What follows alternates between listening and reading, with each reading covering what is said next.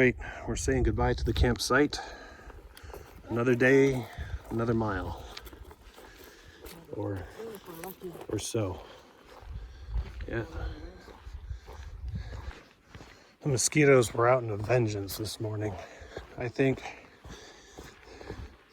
that they tracked us down from that pond yesterday and got revenge for every mosquito we killed. Because, geez, they're gonna have me doing a 3-mile pace this morning. I don't even know where my aunt is. I think she got carried away. We'll send a search party out for her whenever I get to civilization. Oh man. And I'll tell you this right now. That guy that said catnip works is a liar. That did not help at all. I bathed myself in enough catnip to get a freaking saber-toothed tiger stoned. And these mosquitoes are still like chasing me down. It's ridiculous. Yep. You know, I'll deal with the deserts, the freaking tundra, the heat, the cold, the endless miles. Doesn't really matter. All the mountains, all the valleys, the roughest terrain you could think of, I don't care. But when you have flocks of mosquitoes, just so numerous that it's like, yeah, I'd be frightened if I was a child because I'd just be carried away. Yeah, that's kind of my line. I cannot stand mosquitoes. So we're heading towards Wendigo Pass. Now, the legend of the Wendigo is a native legend. It originated out in the East Coast, but I guess, you know, people talk, and now there's a Wendigo Pass here. But anyway, the whole thing was that it's like a spirit of intense hunger. So unrelenting, unquenchable hunger. And it was most likely, you know, a legend that was created because during the winters it'd be so harsh, people run out of food, and they would be hungry. And I gotta pace here to wait for my aunt. So, you know, people, when hungry, get all cannibalistic and things, and then that's, you know, kind of where the legend is. It's like, oh, you know, the Wendigo made you so hungry that you just had this insatiable appetite and you consumed people. And I'm thinking,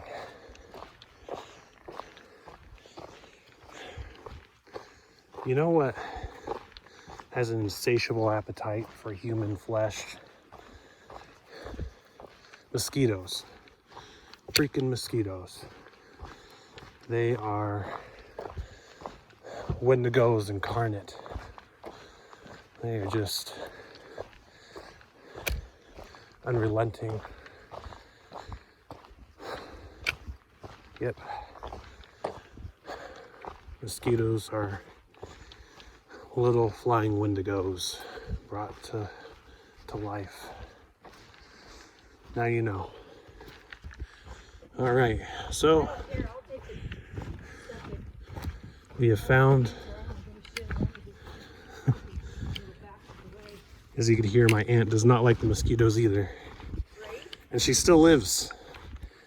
I was afraid I have to send a search party for her. Anyway, as you can see, we are in a burn area.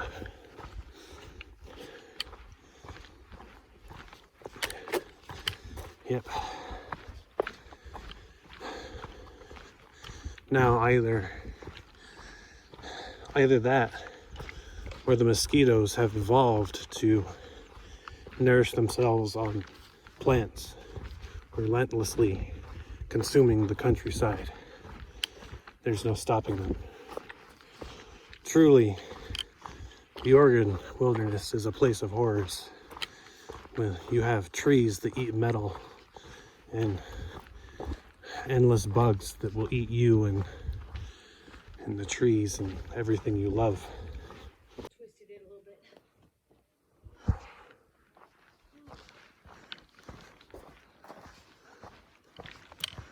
You see, the trees eat metal here.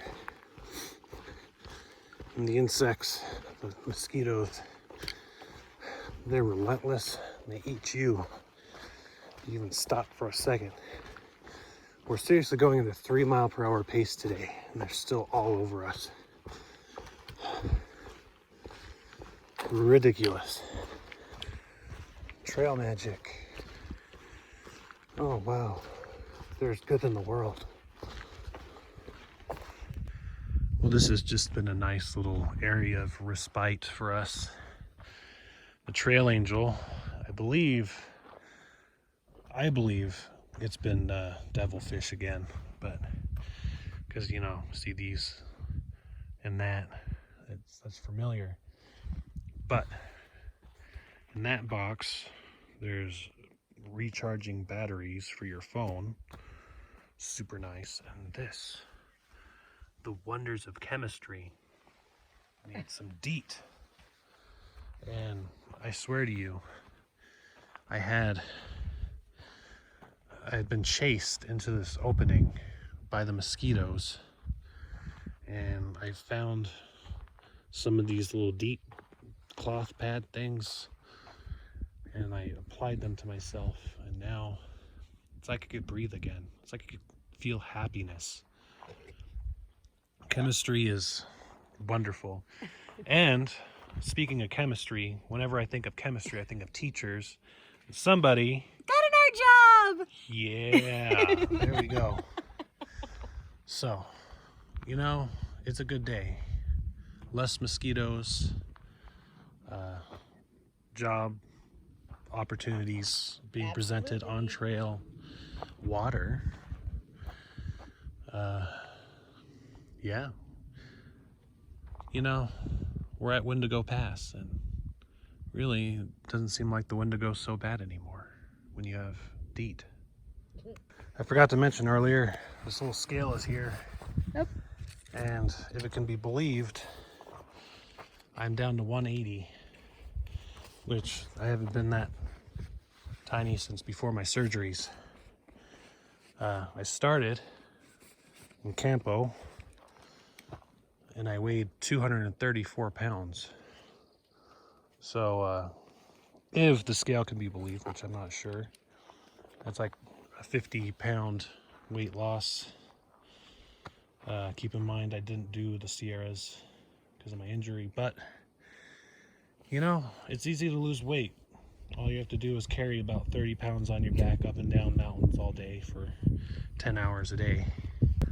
Also, if you've been watching my videos, you'll recognize this. This was in SoCal just before the San Jacinto Mountains in Idlewild. So I don't know who does this, but I guess they just drop these boxes off on random trails, probably along the PCT. But yeah, it's the same thing. It's the little hand saws and the gloves. All right, a nice little stream here. Did a little road walk. One of our friends that we met said that she took an alternate here, so I'm not familiar with it, but I guess we'll do it. And Metlius Wendigo Trail. So if I die, you guys know what happened. Oh, 10 miles. Whitefish Horse Camp. Yeah, Whitefish Horse Camp. It's possible that the friend that we made is really a wendigo in disguise, just trying to lure unsuspecting hikers into the wilderness. In which case, yes, this is some of my last words. So, we will hope that that's not the case and see how it goes. The tree is making an ominous face. I mean, it's not more ominous than the trees eating metal, but you know, whatever. The wendigo used its claw to carve an arrow into the tree to point its prey onward. All right, some kind of junction here. Let's see, what is your function? Junction, Nip and Tuck Lakes.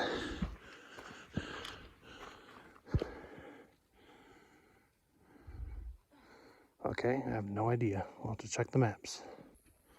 Very triangular. So look, there it is again.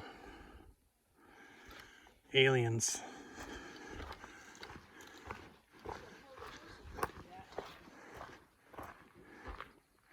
It's totally aliens. It's like the crop circles. All right, another junction. There we go. That's what we were looking for, Whitefish Horse Camp. 6 miles. Windy Lakes. Very nice. This little alternate we're taking. It's pretty nice.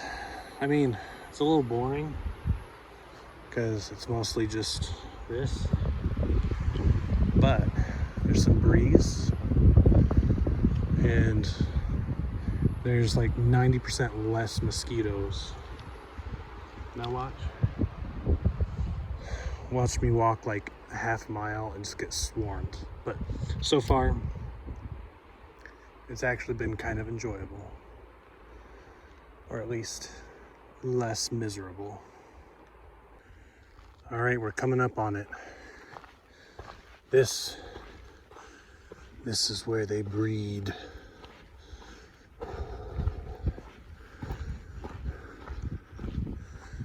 Hopefully we get through without too many of them noticing. Maybe even get a sight of a nice lake that nobody comes out to. Yes, because when you are off the beaten path, you get to see stuff that almost nobody ever will.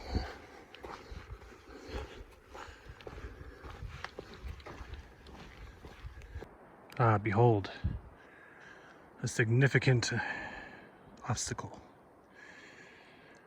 I've already crossed. I used the log bridge. Now to stay and assist my aunt.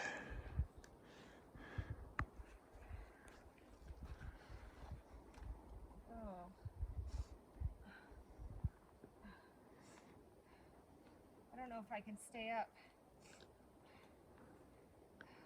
You've got this. You can. I might not be able to do it. No? I don't know if I can. Oh. I can't. Oh no. I can't get up. Do you need me to help you? I just don't know if I can do it. Okay. I can't get my. Oh, You got it okay? I don't know.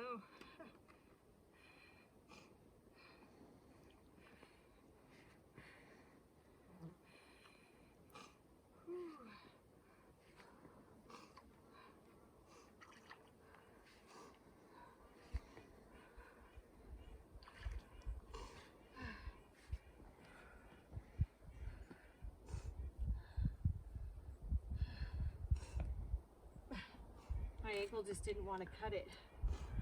Well, you made it.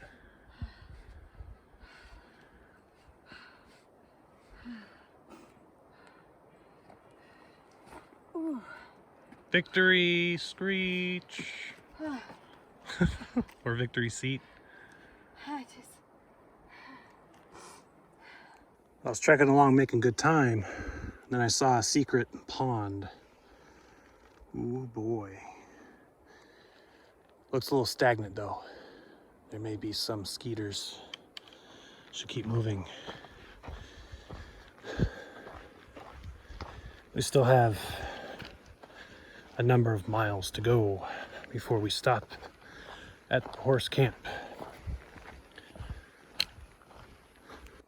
All these trees. Check this one out.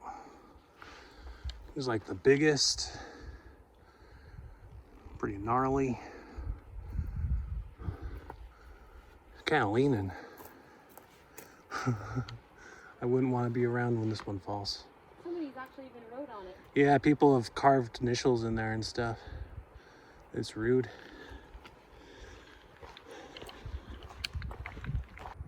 Wow, you see, that's pretty. I just looked over and I saw that. Shimmering through the woods. That's a nice little lake. It's neat, this little trail, this alternate we took. There's a bunch of little lakes that we're walking by. And, well, I mean, I think it's super pretty. Just how the light's shimmering off of it.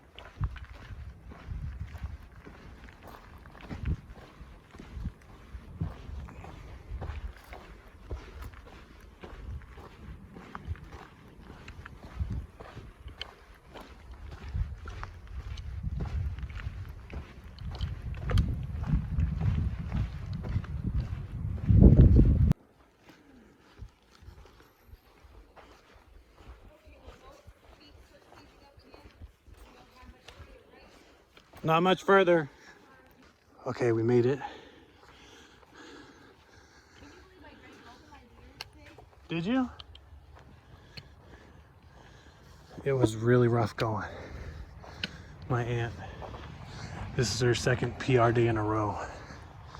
I didn't even have the heart to record the river we had to cross because there was no good way to cross it. Because we're going to this horse camp here. Oh boy.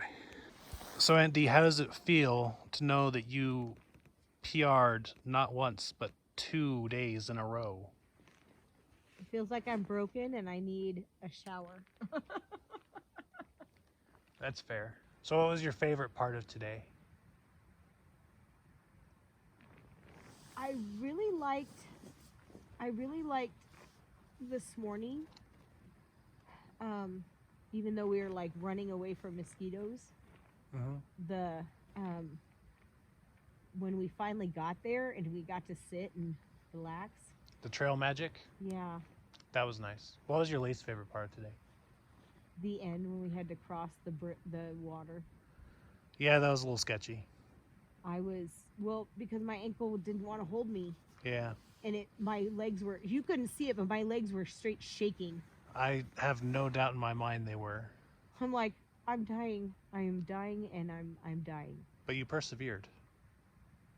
I have decided that this whole trip is me learning what perseverance is, because I'm supposed to teach it, but it's very hard to teach perseverance because perseverance is personal. You know what I mean? Okay, I like that. It's really about, you overcoming your own obstacles. and they want us to teach that, and it's almost impossible to teach perseverance, you know. Yeah. You have to kind of dig in and you know, go through it. Yeah. And so for me, it's like, how am I going to teach kids perseverance? And the only thing I can think of is have students start with a plan, and then even if it's not going right, ask them to, you know, well, keep with it, and just, you know, make it better the way it is. Like, what's going to make it better now? You know what I mean? Yeah. Not I want to start over. You know what I mean? You just keep on with it. keep going with it, and you'll like it. It may not turn out the way you wanted it originally, but it will be, you know, it'll be better maybe than what you thought. Yeah. I think with perseverance, the biggest obstacle we have to overcome is ourselves. Yes. And I think people we don't teach that because kids all get a bonus, you know, a trophy. You know, they don't have to Try. Yeah. It's true. So, I didn't mention that we got a little bit of trail magic. We got here, got an apple, got some Shasta, and I got a little Tabasco thing. Check that out. I don't know if I want to put it on something or if I just want to drink it straight.